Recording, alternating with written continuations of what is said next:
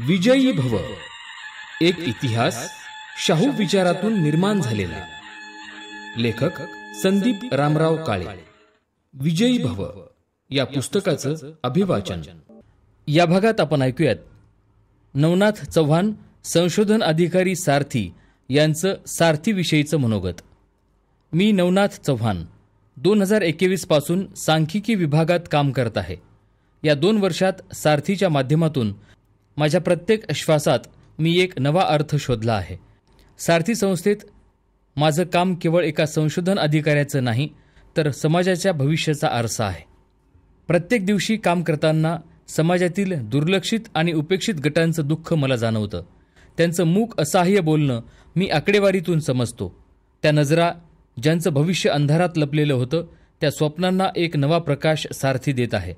मला आठवतंय, पहिल्या दिवशी मी सारथीच्या कार्यालयात पाऊल टाकलं तेव्हा माझ्या मनात केवळ एकच विचार होता, मी इथे काय देऊ शकतो.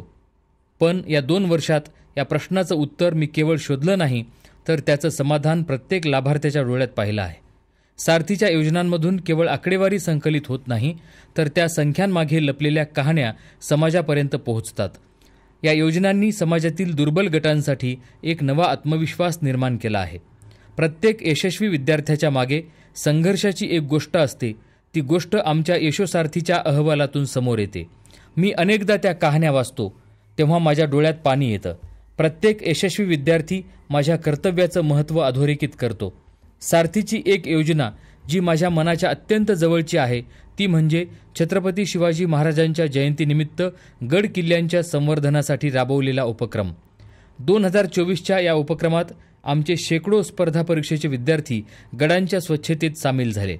या मोहिमेत ते फक्त कचरा उचलत नव्हते, तर आपल्या इतिहासाच्या धगधगत्या शौर्याची कहाणी पुन्हा प्रज्वलित करत होते.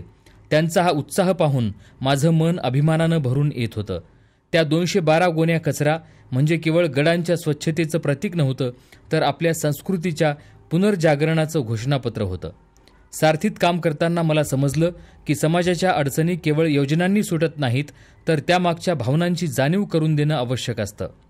मला प्रत्येक लाभार्थ्याच्या डोळ्यात एक प्रश्न दिसतो, आम्हाला मदत होईल का?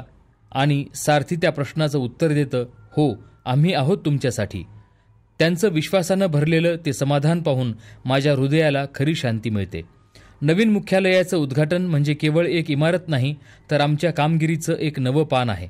महाराष्ट्र शासनानं दिलेली ही सुंदर वास्तू आमच्यासाठी आश्रय देणारीच नाही, तर प्रेरणा देणारी आहे. इथंच आमच्या योजनांचं मूर्त रूप येईल आणि त्या योजनांमधून लाखो लोकांच्या जीवनात बदल होईल. सारथीच्या या प्रवासाचा एक भाग बनणं ही माझ्यासाठी एक जीवनसाधना आहे. समाजाच्या अपेक्षांचं ओझं आता माझ्या खांद्यावर आहे, याची जाणीव मला प्रत्येक क्षणी होते. माझ्या कामातून मी केवळ आकडेवारी मांडत नाही, तर मी त्या आकडेवारीतून हजारो कुटुंबाच्या जीवनात परिवर्तन घडवतो आणि हेच माझ्या जीवनाचं सार आहे.